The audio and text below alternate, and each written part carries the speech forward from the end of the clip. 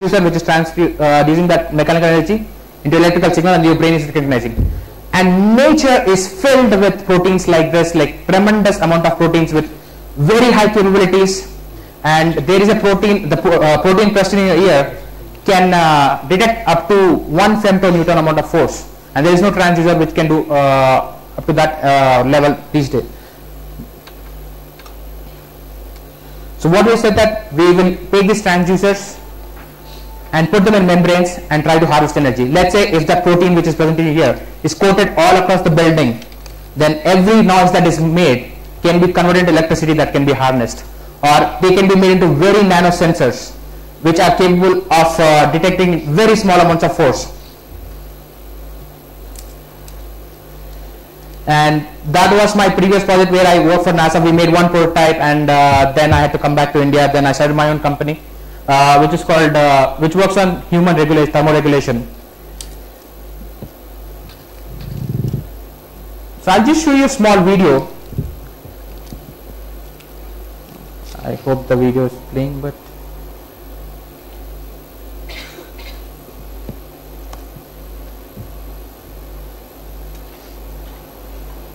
it's okay. I think the video is not playing anyway, but I used to study in Boston. I am from India, Hyderabad, so I was born to, all my life until I went for my masters, I was used for very hot weather conditions. So I went to Boston. It is extremely cold, and basically I was a very lazy child growing up. So I went to Boston, and my dorm was around 1.5 mile away from the classes where I used to take, and there was a bus which used to take me everywhere to the class. As an Indian, I always used to miss the bus. I think in my entire master's career, I only took the bus 4 to 5 times. I always used to miss the bus. So I had to walk the entire 1.5 mile wearing this heavy jacket, and as soon as I entered the class, I had to take all those jackets off because the classes were heated. I was so lazy to do it every day that I had to put like 10 layers on, take them off. Then I thought, like, why can't there be a clothing which can keep me comfortable? Like, why can't I make some? So I looked into the first thing I went and did was Googled it. So like, is there any heating good jacket that I could buy? And I couldn't find any. Then I said, like, okay, why don't I try making one? So I went to the lab. What I did was, like, I remembered that in my 8th class I read about Seebeck effect and Peltier effect. So I said, why don't I use Seebeck and Peltier and build a jacket for myself? So I went ahead and bought a bunch of Peltiers and built a jacket for myself. So it turned out to be around 5 kilos in weight, and it had a huge fan, and it had all the wiring around, and I used to wear that for class, and everyone used to think, like, this guy is going to blow us someday. This was after the 2001, so everyone used to look at me. I used to sit in the class and I was looking like, why is the fan running on him? So this guy is going to kill us someday. So basically then the jacket which I did was 5 kilos in weight. Then at that point I felt that there is no point. It was more cumbersome than taking off and putting off these jackets. So I need to do something new. Where can I look for? Then that's where I turned to nature, and I was once doing a PCR experiment. PCR is polymerase chain reaction, where you do DNA replication. For my NASA project, I was doing a PCR replication experiment. Then I thought, the PCR experiment was something like this. So you put DNA in it, you heat it up, the DNA breaks up, you again put more cells, cool it down, the DNA comes back. So it's a process of breaking and joining hydrogen bonds. So then I realized, like, why can't I use those hydrogen bonds to dissipate my energy? Because the biggest problem in an air conditioner and a cooling system is when you have a heat generation, that has to be dissipated into the atmosphere. And let's say this room is kept cold, which means there is a huge fan and a compressor which is running and keeping it cold. So I had to come up with a very small sort of compressor which would fit on the body. Then I turned to the hydrogen bonds. So we made a device which is so light that it weighs only around 650 grams. And it's a normal jacket which doesn't have any fan or any sort of thing. It works on breakage of hydrogen bonds. The entire energy is dissipated from the hydrogen bonds.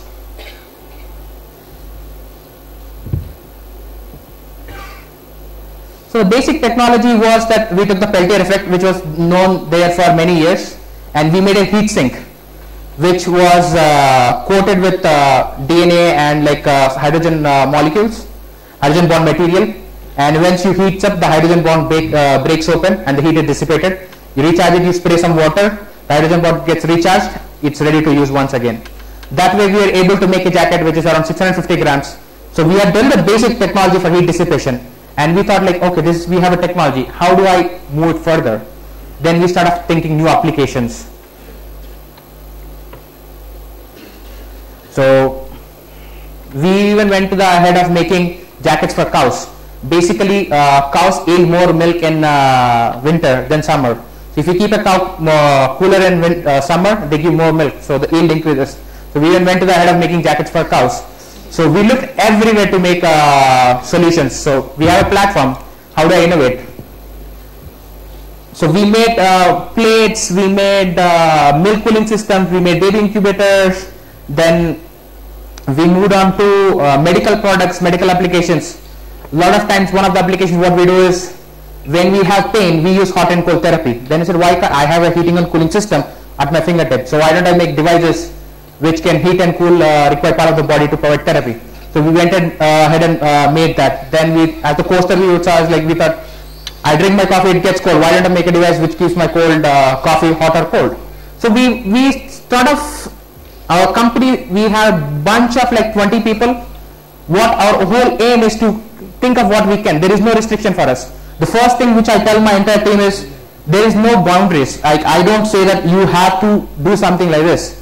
As soon as I put boundaries to this, the thinking stops, because you have given a goal, you are running towards that. So you have to think beyond boundaries to come with new ideas. So we make right now, I think we are making a water bottle which can be used in high altitudes to make Maggie. So we are thinking of like every day we keep up thinking a new application, we keep on working on those applications. So to this fact, we have been awarded many awards for this technology, and so that has been very good for us. The one thing our team is very capable is like we lead, our team is kind of we live like a family. Every day morning we come around 8:30, 9 o'clock, everyone comes in and like we eat together. Evening 5 o'clock the entire team goes out, plays cricket, comes back to the office and works. So what we have done is we have created an environment to work, basically for the innovation to nurture. And innovation is nurtured by group, not as individual. I credit all my innovation, all what we are doing to this day to my team, because their support and their thing was behind me. And this was we were able to be this successful and make products like this.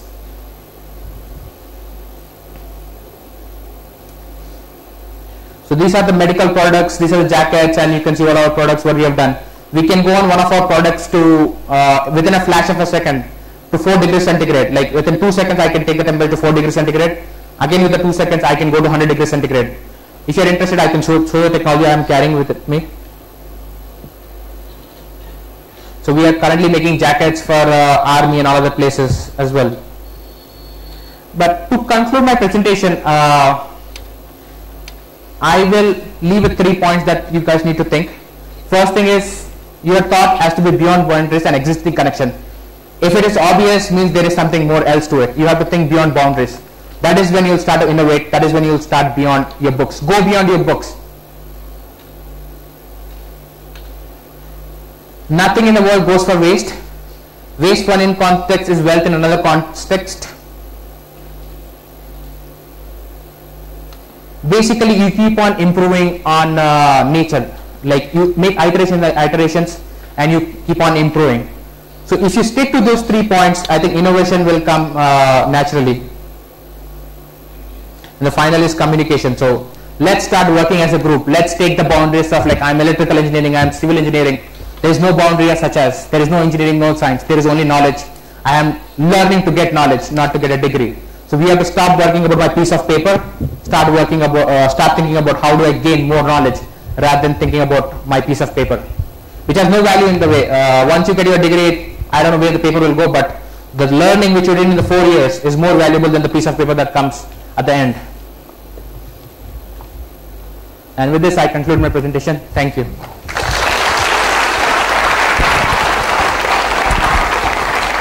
Thank you, Mr. Kranthi, for your address. I will have to ask you to stay back, sir, as we present a memento.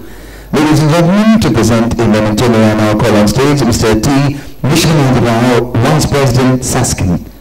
Ladies and gentlemen, put your hands together. Welcome Mr. T. Vishwanath Rao on stage.